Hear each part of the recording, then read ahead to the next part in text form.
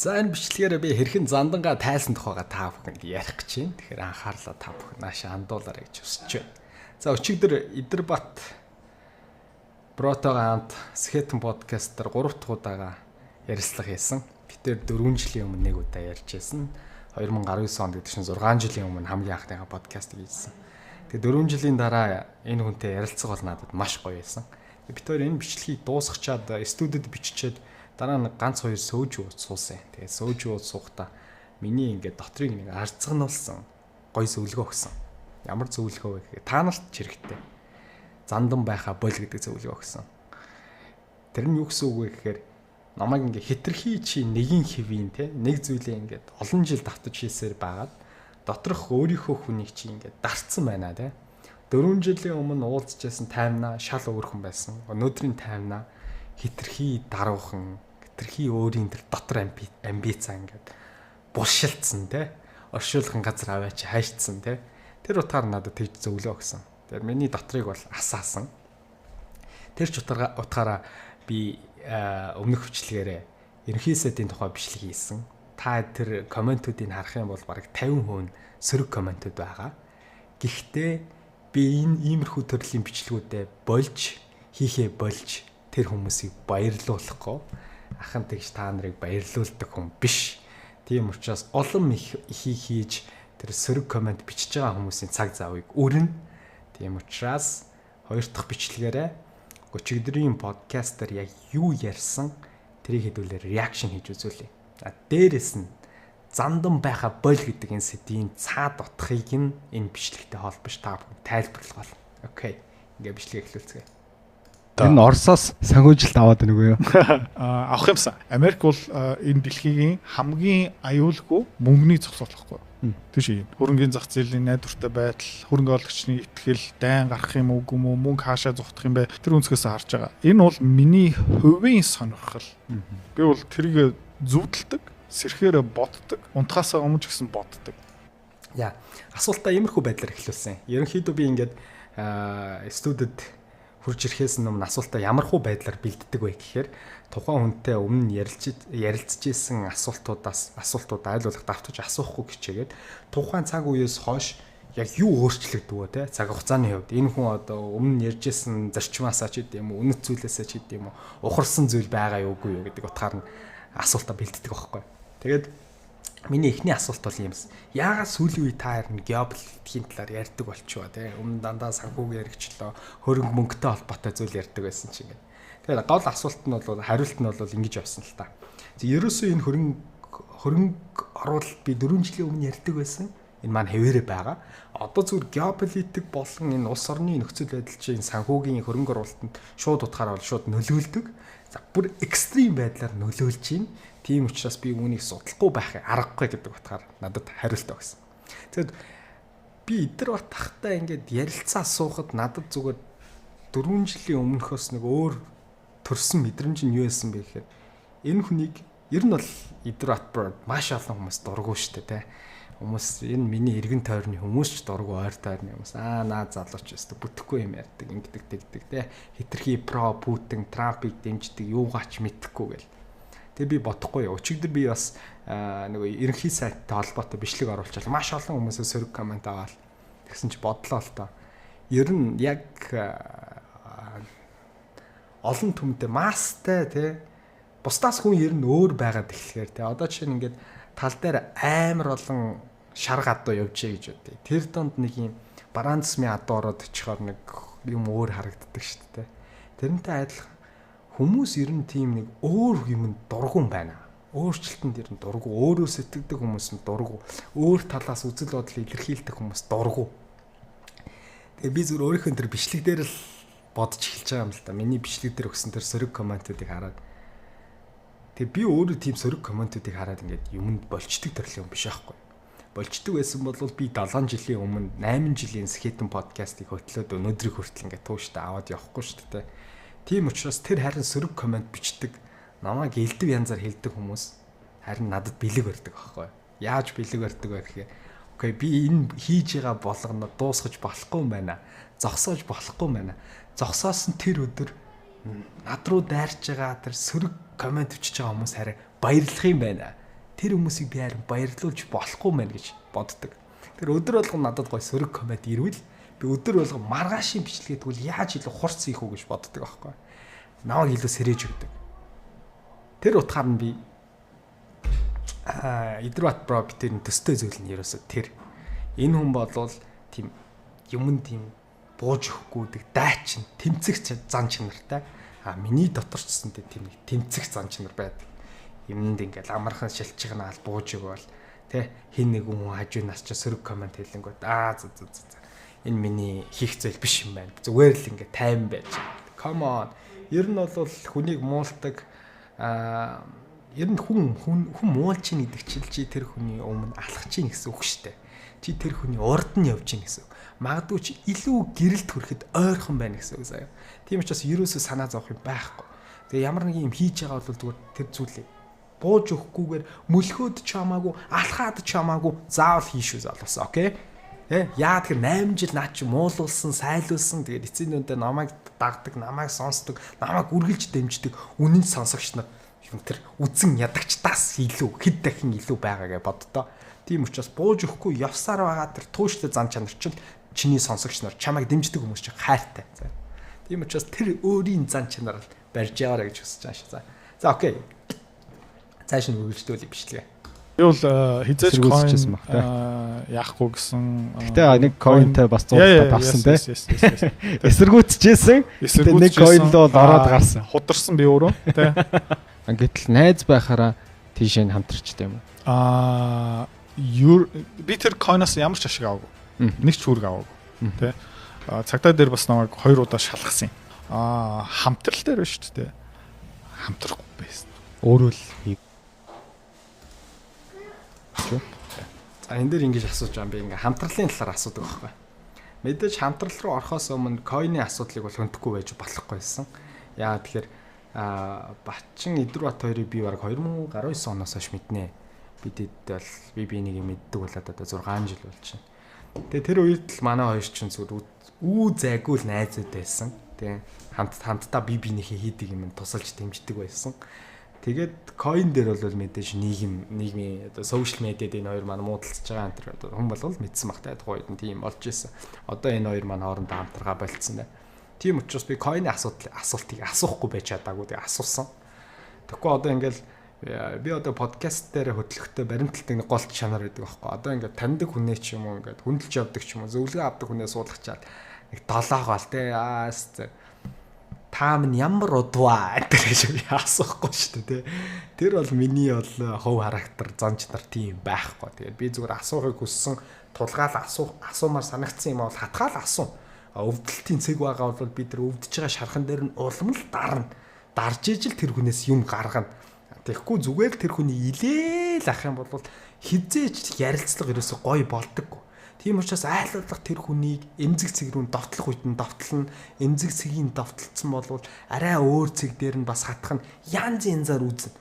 Ингээ миний ярилцлагын арга барилыг үзэх юм бол бүхэд бүтэн 60-аас 90 минутанд би ингээд нэг маневр биш энэ тэндээс нь хатгаж асуудаг байгаа заа. Гэтэ намайг хинч дөөрэж чадахгүй заа. Тэрийг бол би хэлнэ. Яа тэгэхээр таймнаа энэ бол таймнаагаас гарч байгаа л өнцөг байхгүй. Тийм ч бас өөр хүнтэй дөөрөөгаад миний асуултыг copy paste хийгээд хуулаад асуусан ч яг тэр мэдрэмжийг өгч чадахгүй. Окей? Би тэрийг бол амбардаг байл. Тийм учраас coin асуултыг асуусан. Тэгээ coin дээр бол би ямар ч ашиг аваагүй гэдэг тайлбар хэлсэн. Гэтэ яа Батчингийн хувьд бол одоогоор бас ямар ч тайлбар хэлээгүй байгаа шүү дээ. Тэгэхээр Батчин бас мэдээж хоёр талын сторийг сонсох хэрэгтэй тий. Тэгэхээр Идрбат брогийн хувьд бол за би coin дээр бол ингэсэн тухайн үед юм болсон гэдгийг хэлсэн. За Батчингийн хувьд бол ямар нэгэн тайлбараа хэлээгүй. Тэгэхээр тэр үний тайлбарыг хийсэндээ бид нар бас ер нь бол сонсох хэрэгтэй. Би бол ямар тийм байр суурьтай байдаг. Ер нь хоёр талын байр суурийг үргэлж сонсчээ. Тэгэхгүй нэг талын байр суурийг сонсоод дүгнэлт хийдэг те. Манай нийгэм чинь нэг талаасаа бас харгис штэ. Дургу бол тэгэл дургуул гэ дайрдаг. Ямар ч тийм аргумент байхгүй. Тоо ярьдаггүй те. Одоо миний тэр өмнөх ерөнхий сайд дараагийн ерөнхий сайдыг би мэдж байгаа гэдэг бичлэгэн дээр тэр сөрөг комментууд зүгээр субъектив дайралтай байхгүй. Зүгээр л миний дуу хоолойны өнгө, миний ийм амар эмоцтой ярьж байгаад ингээд байд сууж чадахгүй байхгүй. Энэ хүн намайг загнаад байгаа юм уу гэх ингээд тэ хүн загнуулж чадахгүй. Тэг ялангуяа одоо 30-аас дээш 40-оос дээш нөхдүүд тэ Тийм хүмүүс нь жоохон болохгүй байгаа ч юм уу ингээд эмзэг сэгрүүнд давтлахаар хүмүүс жоохон ингээд яргандаг л да. Аргагүй яа тэр хүн өөрийнхөө алдааг угаасаа хүлээн зөвшөөрөх дургүй байдгийн тийм учраас яа. За цаашаа бичлэгийг өргөжлүүлээ. Тэгээ гол хэлэх гээд байгаа санаа нь шүү дээ. Юмд гоё рационалаар хандаарай гэж байгаа. Олон талын дата, олон талын тоо гэсэн хаан цуглуулж уншиж байгаа. Тэгэл тоон дээр л ярил та тий. Тэгээд миний өмнөх бичлэгүүд дээр ингээд харахад тоо ярьж ингэж мэтгэлцэж орж ирсэн. Ерөөс байдаг. Дандаа субъектив буюу миний хувь хүний үзэмж харагдаж байгаа байдал, ярианы өнгө те нас энэ нэг бацаа гэх. Come on манай монголчууд нэр янда болоогүй шүү хэдүүлээ болоогүй шүү. Үннийг хэл хэдүүлээ угаасаа суг байгаа. Энийг хүлийн зөвшөөр. Тэгэхгүй тэгээ нэг амар том компьютерийн санаас том ирсэн гэдэг хүмүүс. Бодтоор хөдөлмөрлөөд юмаа хийж чадаад харуулал та тий. Тэгэл гоё штэ. Тэрүүгээрээ л гоё чимж амьдрал та. Тэгээ хүм уулаа тэндээс кайф аваа тий. Ер нь хүм уул чинь гэдэг чинь вэ штэ. Чи тэр хүнээс сууг байгаа учраас тэр хүнийг муулж кайф авч байгаа штэ. Яа тэгэхээр ингээд зөрүү үсэж байгаа штэ. Амжилтын зөрүү. Тэгээ чи тэр хүн дээр хүнд атаархад ингээд энэ зөрүүг нь юугаар хааж ийн гэхээр жоохон муулж л тэгж допамин наджралын гормон ойлгуулж байгаа штэ. Өөр юм байхгүй заяа. Окей. Тэгээд энийг сайхан хүлээж аваарай. Бити уурлаад аваарай. Энд багийн тоглолт байхгүй бол юм бүтт юм уу? Тэгээ кэш орлого гэсэн байгаа. Аль нэг асуугаад байгаа. За кэш дээр. Тухайн үед одоо жишээ нь ямар орлоготойсэн тэгвэл 10-нд сарын орлогуудад орлого байхгүй шүү дээ. 120 мянган цалин байсан. Автобусны мөнгө тэгэл байхгүй шүү дээ. Өөр юу ч байхгүй. Орлого их өсөр байгаа. Тэгээ эгчэнд амьдэрдэг байсан шүү дээ. Аа. Бэлэн мөнгөний орлого. Яг нөгөө цалин байлын янз бүрийн юм татварны өмнө ойролцоо нэг 160 сая. Сарын нөө. Тийм. Чи үсэх юм бол би бас дансны орлого үзүүлж болно. 1000 дахих болсон шүү дээ. 10 жилийн дотор. Яа тэгээд төргийн инфляц хасчих. Тэгээ 300 дахин өссөн гэх юм уу. За орлогын талаар асуусан. Тэгээ хүмүүс энэ дээр бас бохомдож байж магадгүй хүний орлого асуулаа энэ хөтлөгчний бла бла бла гэдэг. Яг энэ бичлэгийг бүтэн үзэх юм бол шүү дээ. Би яагаад энэ асуултыг асуусан гэж. Окей. 15 жилийн дотор Идэрбат гэдэг хүний зөвхөн бэлэн мөнгөнийх нь орж ирж байгаа данс руу орж ирж байгаа орлого 300 дахин өссөн юм бол яг энэ 15 жилийн дотор юу тэгвэл өөрчлөгдөг үлдсэн бэ гэдэг асуултыг гаргаж ирэхийн тулд логиктойгоор нь холбож асууж байгаа. Яг энэ асуултын араас тэр асуулт нь явдаг байхгүй. Гой сэтгэж байгаа сте. Цаад санаа нь болохоор орлого өсөөд байна. Тэгээ хүн эвдэрдэг гэж ярьдаг шүү бид нар ингээл мөнгөтэй болоод амжилттай болоод инхээр хүн эвдэрдэг гэл ингээд. Гэтэл энэ Идэрбат гэдэг хүнийг тэгвэл юм тууш энэ орлогын 300 дахин өсгөхт нь тэр 15 жилийн өмнө эгчиндээ амьдраад сарын 120 мянган орлоготой дөнгөж 5 богдод залуухан одоо ажилтан ингээд ажилд орж явах тэр цаг үедээ тэгвэл юу тэр өөрчлөгдөхгүй явсараа байгаа энэ хүнийг амжилтанд хүргэсэн юм гэж асуусан. Одоо тэр хариултыг хэлүүлсэн. Тэгвэл тухайн үеийн 5 богдод анхаарч байсан Идэрбат гэдэг залуу өнөөдрийн одоо миний үүдээс хараа сууж байгаа энэ хоёр хүнийг өөрчлөгдөөгүй зүйл юу вэ гэвэл огт өөрчлөгдөв. Байнга юмыг судалдаг. Сониучсан. Тэгээд байнга ажилдаг. Би 5 богдын офис дээр хасаа бүтсэнд очдөг байсан, хаяа хончдөг байсан. CTS гэдэг content creator-ыг чи мэдгүй шүү дээ. Окей. За, хариултнаас нөө. За, сая CTS-ийн талаар ярьж байна те. CTS-ийн талаар. Одоо CTS-ийн талаар юу гэж хэлэх юм сонс? CTS-ыг харахаараа миний амар дургу хүрдэг. Тэгэхээр миний тэр жоохон доромжлын маягтай CTS-ыг хараад миний дургу хүрдэг гэж хэлж байна. Энд дээр жоохон тайлбар өгсөн дээр гол санаа нь юм байна да. CTS-ыг хараад битээр сөөжөө энэ бичлэгийн дараа сөөжөөгаа сууж хат нь хэлжлээсэн л та. Идэрбат прогийн зүгээс. Би ингээд 10 жилийн өмнө төрсөн мэл ямар гоё вэ те. Одоогийн үе ямар гоё юм аа те. Яагаад тэгэхээр ингээд нөхөр өөрөө баг байхдаа ингээд компьютер тоглоом амар тоглох дуртай юмсан байхгүй. Тэгээ нөгөө аав ээжүүд чинь те боловсралтай байх хэвээр чи дипломтой байх хэвээр те юм компьютер тоглоом те. Тийм байсан шүү дээ одоо манай дээд үе тэгэл манай үе дээр ирээч баг тэр нь үргэлжилсэн дээ. Тэгээд аав ээж бол хичээл номоо хий юм компьютер те. Тийм учраас нөгөө одоо сүүлийн үеийн залуучууд бол илүү нөгөө компьютер тоглоом өнгөд одоо ингээд Монгол центр гарч ирэл те. Илүү эн чинь нөгөө спорт болцсон те. Тийм учраас нөгөө залуучууд эний чинь спорт те баг зарим хүний хувьд карьер гэж хараад байна шүү дээ те. Компьютер тоглоом. Тэр талаас нь тэгж тайлбарласан шүү. контентыг яагаад хийгээд байгаа юм бэ гэх юм бол нэг компани дотор ажиллаж байгаа challenge байхгүй ажлаа үзээ яддаг 0 орохоор бараг 30 минут нөгөө 0-ын суултууд дээр суухаараа нөгөө цусны хэрэгэл байхгүй болоод ингээ барзаалсан ингээ 0-аас гардаг шүү дээ. Бараг тийм байдалтай хүрсэн заяо. Цайны цаг ингээ туллан сунгадаг. Яг 5 цаг 59 минут ингээ гараад ирдэг. Тийм хүн байлаа гэж бодъё. Бурхан минь өдрийн 8 цаг тэндээ ингээ үргэлжлүүлээд хийгээд заяо. Тэгээд тийм новшин юм хийгээд цалин аваад тэр мөнгөөрөө iPhone leasing-ээр аавна. Ийм үү Ломбард банк бусын зээлтэй гусаад байгаа юм бол тэр хүмүүсийг загнаж авахгүй би. Би олон тэгээ Идэрбат брото би яг энэ дээр нугасаа санал нийлдэггүй байсан. Тэгээ ийм учраас асуулт асуусан. Яагаад тэгэхээр ингээл бичлэг болгон дээрээ ингээл чи хуруугаа уншуулж байна уу те. Ингээд чи дуртай юм хийлтэй. Юу яагаад өөр хүнийг баяжуулаад байгаа ингээл те. Тэнгүүд би боддог гэсэн юм. Угаасаа ингээд хүмүүс яг иймэрхүү үгээрээ хүмүүсийг татаа тэгээд ингээд хүмүүсийн халааснаас мөнгө авдаг. Энэ ингээл яг л энэ хүний л одоо өөртөө орлого олох бусдын одоо тархийг угаах л нэг арга хэрэгсэл юм байлгүй дээ гэж дотроо бодоод энэ тал дээр нь бол би ингээд дургу мэтгэлцмээр санагддаг байсан баг. Тийм учраас би асуусан.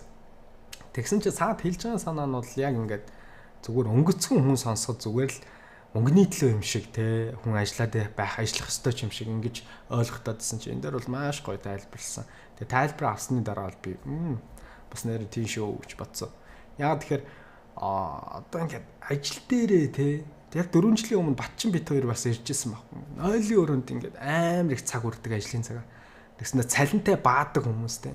Тийм цалинтай баадаг хүмүүс болчооч те. Тэгэл даргаач муулахын цалин чүрхгүй байх юм тэгсэн мөртлөө урдах ажилла хийж чадахгүй. Тийм бол зүгээр ажилла хаяа тэндээс гараад явал та тэр хайрын сайхан залуу насны эд хийж бүтээх потенциал тэр дургу компанитаа үрж тэгэл зүгээр салингийн төлөө л ажиллаж байгаа гэсэн үг шүү дээ тэр хүн. Нэг сарын 3 сая 4 саяын цалингаа хүлээгээл те. Тэгэл ажлын цагаар YouTube дээр янз бүрийн үзээл те. Тэгэл цаг алаал ажил хийзээ тарах бол гэж бай бугуун цагаа ширтэл те. Ингээхийн орон зүгээр болио л гэдэг санааг хэлж байгаа. Магадгүй тэр хүн болиод өөр газар өөрийнхөө потенциалыг ашиглах юм бол хамаагүй л амжилттай явах тэр боломж нь байгаа шүү дээ. Тэр боломжоо тэр потенциалоо чи өөр ашиглал та гэдэг утгаараа энэ хатгаж өгсөн тийм зөвлөгөө гэх юм уу шарын жоохон малтсан байдлаар тэгж хэлдэг байсан юм байна лээ. Бусдаар бол үнэхээр 5 жил байна уу 10 жил байна уу өдөр болгон шин сорилттой тулгардаг хийж байгаа ажилласаа ямар ч сан байдлаар суралцдаг те цалин авахынхаа хажуугаар хувь хүнийхээ хувьд дандаа ингээд товны хөгжилтөөр өсөлт үзүүлдэг тийм корпорац тийм групп компанид ажилладаг бол 10 жил ч ажилласан хамаагүй шүү дээ те 10 жил тийм компанид хуруугаа уншуулахад бол асуудал байхгүй шүү дээ те тэрийг бол би ингээд үгүйсгээгүй шүү гэж хэлсэн шүү. Манай залуучууд заавал нэг юм цагийн те өглөө очиж хуруу уншуулдаг ажил гэхээр л муу гэж ойлгож болохгүй шүү дээ. Яагаад тэгэхээр ажил гэдэг чинь хүний амьдралын хоёр том зүйл гэдэг гэж байгаа байхгүй. Тэр хоёр Рэй Далио хэлсэн байдэн шүү. Би хэлээгүй. Тэр нь бол эхнийх нь бол утга учиртай харилцаа. Хоёр дахь нь утга учиртай ажил гэж. Утга учиртай харилцаа нь одоо найз нөхөд гэр бүл одоо хань тий аав ээж ингээд энэ харилцаа нь. Хоёр дахь нь утга учиртай ажил гэж. Тэгэхээр бидний амьдралаас утга учир мэдэрдэг дараагийн нэг том хүчин зүйл бол ажил яваад байгаа. Тийм учраас ажлаа бид нар ингээд утга учиртайгаар сонгох хэрэгтэй. Тэнд дан ганц мөнгө хэрэгдэхгүй. Тэнд хамт олон хэрэгдэнэ. Хамт олон ажлын хамт олон би дараа удирдлага хэрэгдэнэ те. Удирдлагаасаа би суралцах хэрэгтэй. Сайн босстой байвал дараагийн 5-10 жилийн карьер чинь бол маш тустай. Гэх мэт олон зүйл хэрэгдэн штэ. Тэр утгаар нэлсэн баа шүү. Зэрэг хийдэг байсан. За болцсон. Тэр ч ихтэй болцсон. Би хүнтэй уулзах болцсон. Би хүнтэй кофе уух болцсон. Би хүнтэй хамт хоол идэхэ болцсон. Би бүр ингээд хүмүүст утасны дугаараа өгөхөж болцсон. Яг гэх юм бол сатар болж байгаа. Би ингээд 7 хоногийн орой ингээд хаяан гарч 5-6 пи уухаач болцсон. Тэ. Бүр хаяа. Жишээлбэл 58 маг подкаст нөрөхөөр магадгүй. Бид би ууж магадгүйсэн. Зарчимтай байгаа. YouTube дээр би бас юу гэдэг юм бэ гэх юм бол тэр фид амар цэвэрлдэг. YouTube дээр миний сонгохгүй байгаа thumbnail гарч гараад ирэх шууд not interested гэдэг дардаг. Окей. Шууд зайл блок явчих واخгүй. Twitter дээр бас яг адилхан. Not interested. Instagram бүр бүр үзэхэ болцсон. Яг гэх юм дандаа мөм үзэг ингээ бөмбөгтөөд идэх байхгүй. Тийм учраас шал хэрэггүй. Тэр чинь нөгөө өөрөө тийм үзээд идэм шүү. Алгоритмаараа санал болгож байгаа шүү. Цэвэрлсэн ч Одоо ер нь За энэ зөвлөгөөг нь хэдүүлээ бас амьдралдаа хэрэгжүүлэл зүгээр санагдсан. Би хэрхэн яаж та бүтээмжтэй ажиллаад байна. Энэ олон ажлыг яаж зэрэг хийгээд байна гэдгсэн чинь эхлээд ингэж хариулж байгаа. Би яг ингээд олон ажлыг зэрэг хийж байгаа юм шиг харагдаж байгаа боловч миний хийж байгаа ажлууд бүгдээрээ нэг зүг рүү явж байгаа гэж байна. Бүгд хоорондоо холбогддог. Би энэ цэгүүдийг ингээд холбоцсон. Хоорондоо ерөөсө холбогддоггүй тийм ажил би хийдэг гэж. Яг би ингээд нэг зүг рүү хараа явж байгаа. Тэр зүг рүү хараад явхад тэр очих гэж байгаа цэг рүү хүрэхэд энэ өнөөдөр миний хийж байгаа 4-5, 5-6 орлогын их усрын ажлууд бүгд нөлөөлнө гэж. Энэ надад гоё санагдсан. Яагаад тэр хоорондоо хамааралгүй асар олон зүйл рүү ирчүүч энерги зархаар нөлөөлөл нь бага байдаг эргээд. Гэтэл бүгд хоорондоо уялдаатай байхаар ядаж л хүн хийхтэй хүртэл баяр баясгалтай хийнэстэй тий. Шал хэрэггүй юм хийж ийн гэж бодоод хийх чи хэцүү шттэ. Ял үсттэй. Харин үүнийг хийснээр дараа нь ийм үр өгөөжтэй юм да гэдэг зүйлтэй холбоод хийхээр хүн хийдэг үстэй. Эхнийх нь тэгж хариулж байгаа. Хоёр дахь нь бүтээмжийн тал дээр. Эргээд хэдүүлээ нэг харъя л да. Одоо за энэ одоо YouTube дээр гэдэг юм уу, Instagram дээр гэдэг юм уу тэр фидээ цэвэрлдэг гэдэг жаас. Сонирхолтгүй сэдв орж ирв шууд ингээд not interested гэдэг ингээд дарч байна те. Амьдрал дээрсэн тэгх хэстэй юм шиг санагдав. Жого экстрим байж магадгүй. Гэтэ бид нар ингээд 30 гарч одоо би ингээд 30 хүрч штэ. Тэр ингээ 30-аас хойш хүний амьдралын цаг хугацаа бүр л үнцэнтэй болж эхэлж байгаа шүү дээ. Өмнө нь 20-тэй байсан шиг те зугаацсан ингээл найзууд гарч орыг ингээ тгийгээл тийм завгүй амьдрал биш. Одоо завтай тийм цаг хугацаа биш шүү дээ. Илүү хариуцлага үрж эхэлж байгаа шүү дээ те. Яг карьерийн хувьд одоо л жинхэнэ өөрийнхөө юм эхлүүлдэг, жинхэнэ бужигнуулж эхэлдэг цаг үе эхэлж шүү дээ. 30 хүртлээ бол маш их юм сурлаа шүү дээ. Ингээд нөгөө аяг угаагч спонж шиг ингээ өөртөө ингээ ямиг уусгах байлаа шүү дээ тий. Нөгөө молор эрдэнэ шиг хэлдэг шиг тий философи шиг ингээ тэмээ шиг ингээ бүхэндөө бүх усаа ингээ цуглуулдаг шиг одоо 30-аас хойш бол чи бусдад юм хийдэг нийгэмдээ буцаад юм хийдэг өөрөө 30 хүртэл юу сурсан тэрийгэ буцаагаад нийгэмд харуулдаг бүтээдэг нас ирж байна гэдэг. Яг тийм байхгүй. Тэрнтэй адилхан яг ийм чухал эзэгтэй үе шатанд цаг хугацаа өөр асар хүнтэй. Тэр цаг хугацаагаа л бид нар өнөөдөр үнэлж, хайрлж, юун зарцуулах уу гэдгийг бодохгүй болов найз чинь зүгээр л гараад ир 2 пив ихтэл дахиж чичээд байх юм. 5 дахь өдөр болгон шоуддаг хүмүүс нь шүү дээ. Ялангуяа манай бүсгүйч үзээ. Манай Монгол бүсгүйчүүд амар уудаг болсон цаа. Нэг үгүй хэлий. Яаж энэ хүмүүстэйг болгоод идэх юм те? Ийм замгүй одоо амьдралаа одоо ид босгох, бужигнуулах юм дээр те. Мэдхгүй би өстой ойлгодог. Би бүр өстой амар их юм хийгээд амжихгүй байгаа хаа те. Тийм учраас хинтээ цаг зарцуулах уу гэдэг чинь амар чухал болж эхэлж байгаа шүү гэдэг санааг эргүүлээ хэлж байгаа. Өөрийнхөө тэр цагт хайран бай. Харамч бай. Яагаад тэгэхээр хүний амьдралд ганц нөхөж болдгоо зүйл бол цаг хугацаа шүү гэж хэлсэн шүү. Энэ амар гой зөвлөгөө. Тэр нь маш олон хүмүүс хэлдэг юм да энэ. Окей. Таны нийт хөрөнгө хэд вэ одоо ингээд таймлаад хэлвэл. Жишээлбэл одоо миний YouTube сувг надаа сарын $3500 олж байгаа. Бэлэн мөнгөөрөө би ядуу. Яг л дандаа хөрөнгө олт хийждэг. Гадаад хөвцөөний данснууд төр хөөх мөнгө цугларсан байгаа. Гэхдээ яг хөрөнгөний үнэлгээ хийх юм бол мэдхгүй би нэг RT өнөө 15-20 тэрбумын үнэлгээ гарч ирэх баха. Гарч ирэх баха. Кэшэр шал ууртаа хамаагүй баг. Мөнгө бол ерөөсөө эцсийн зорилго ерөөсөө биш. Одоо жишээлбэл сургууль байгуулна гэж хэлж байна. Одоо жишээлбэл миний өмссөн байгаа костюм байна шүү дээ. Чамтай тэр нөгөө 4 жилийн өмнө хийсэн подкаст зэрэг авсан. Би тэр тухайн үед 2 хосол авч ирсэн. Энэ хослыг яг адилхан. Миний ч одоо 3 жил авсан. Тэгээд ер нь бол би машина зарсан би мөнгө баг үрдэггүй. Үүрэх цаг завч байхгүй. Тийм учраас мөнгө бол нэг чухал ерөөсөө биш. Elon Musk Брогийн хэлж байгаа энэ зөвлөгөөг би 2016 16 онд энэ хүнээс авч ирсэн. Би яг 2016 онд эдрийн ахтар очиж танилцчихсан баха. Ардад гүйцэтгэх захирал хийжсэн шүү дээ. Гав их захиралтай ажиллаж байсан. Тэр үед сургалтанд нь аас суугаад очижсэн байхгүй. Тэгээд танилцаад ингээд зөвлөгөө авч байгаа тий. Тэр үед надад хэлчихсэн байхгүй. 50 чи дансан чи хэдэн төгрөг байна? 80 байна. Чи дансанда яагаад мөнгөтэй байгаа юм бэ тий? Наад мөнгө хөрөнгө оруулалт руу хийлтэй. Чи ингээд дансандаа мөнгө байлгаад байна гэдэг чинь одоо инфляцийн төвшөөд байна. 10 11. Тэр өдөр ирэх тусам наад бэлэн мөнгө дансан чинь байгаа бэлэн мөнгөний чинь үнц унж байгаа штэ. Тийм учраас илүү өсөн нэмэгдэх орлогоороо арай өөр орлого худалдаж авалтаа тайна гэж хэлсэн. Тэгэхээр тэр философи өнөөдрийг хүртэл явж байгаа. Сүүлийн 10 жил. Энэ бол үнэхээр гоё зөвлөгөө. Харин би үүнийг дөнгөж 21-т арай эрт энэ хүн дээр давхиж очиод сонссон то баярлдаг. Тэр ч утгаараа би миний өнөөдрийн хөрөнгө оруулалтын өсөлт сайн байгаа. Харьцангуй бас хөрөнгө оруулалт орлого талдаа, зарлага талдаа сахилга баттай байдгийн нэг шалтгаан бас тухайн тэр зөвлөгөө байсан. Тэгээд Идэрбат Прогийн хувьд бол баян ав ядуу авыг ер нь нэлээд санал болгодог гэсэн тухайд та эдсэндээ уншиж амжаагүй бол ер нь баян ав ядуу авыг уншичул зүгээр шүү. 3 бүлэг байдаг хаа. За эхний нэг бүлэг нэгдүгээр бүлэгийг л уншчих юм зүгээр. Тэр номон дээр бол маш энгийн үгээр ер нь хувь хүний санхүүгийн сахилга баттай холбоотой зүйлүүдийг маш гоё тайлбарлсан байдаг шүү дээ. Би ч одоо баян ав ядуу ав дээр номын хилцүүл хийжсэн 2017 онд 18 онд. Тэгэхээр та Apple Podcast дээр, SoundCloud дээр MP3-аар сонсох үйл байгаа. Хайгаа сонсч болно. Гас энэ 4 жилийн хугацаанд би амар их юм сурсан. Мань хүний 2 номыг би 6-7 удаа уншсан баха. Тэгээд би юу ойлгож авсан бэ гэх юм бол компани хизээ фейлддэг юм бэ гэвэл үүсгэн байгуулагч нь бууж өгсөн өдөртөө фейлддэг. Цаг бол хязгаартай шүү дээ. Тэгээд өдрийн нэг цагаа ингээд тулан муших хэрэгтэй. Тэгээ бол яаж муших юм? Ор засгийн надад хэрэгтэй юм уу? Хэрэггүй. Гэрийн цэвэрлэг хийх үү? Цэвэрлэгч авч уу? Цэвэрлэгч аваа. Жолоо барьж хэрэгтэй юм уу? 2-3 цаг түүжрэх үү? Болий. Тэ? Одоо миний цагийн үнэлгээ гаргасан байхгүй юу? Нилээ өндөр гарч байгаа байхгүй юу? Тэдийн. Одоо зүгээр кэшаар өдрийн 3 сая 500 л зүгээр кэшаар 3 сая 500 байхгүй ойролцоо. Нэг өдрийн нөө? Нэг өдрийн.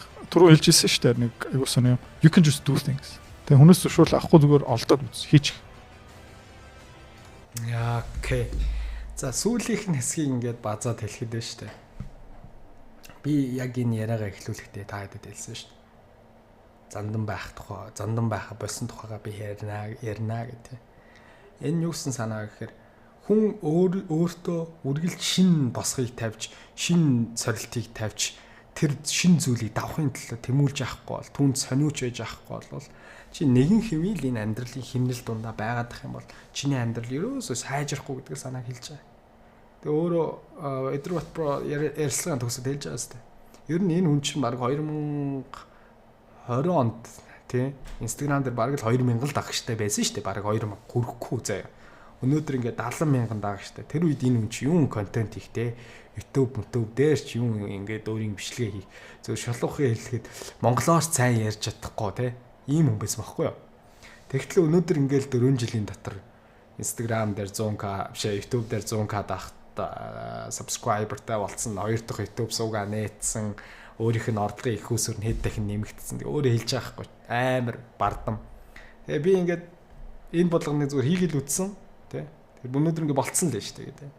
Тэр хүмүүс хэлдэг шүү дээ. Ингээд монголоор муу ярьдаг тий.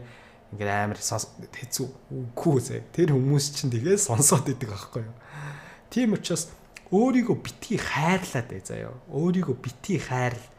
Энэ өөрийгөө хатирхи хайрлаад байхаар чи ерөөсө зандангаа тайлж чадахгүй. Тэгэл тэр нэг комфорт зонтаа ингээл тав тавхтай. Наа гэдэг. Тэгээд хинээс цөрөг комент сонсдгоо. Хинээс талархлын үг сонсдгоо те. Тэгэл ингээс нэг саахан амар амгалан те. Буддизм зэн ингээд ээж байгаа. Тэр өөрийгөө хайрлах чи ихтэй дээ. Тийм учраас өөрийгөө эд өөрийгөө олон талаас нээ.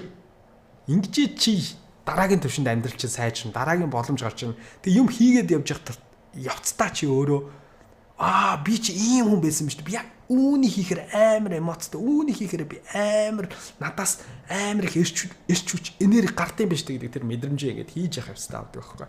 Надад тэр зөвлөгөө өгсөн зандан байха бол гэдэг. Тэгээ би чи амьдралын төрс зөндөөл занданга тайлчин дөө. Тэгээ одоо дахиад 30 хүрсэн. Тэгээд одоо 30 насны энэ босхон дээр дахиад нэг занданга тайлах хэрэгтэй байна.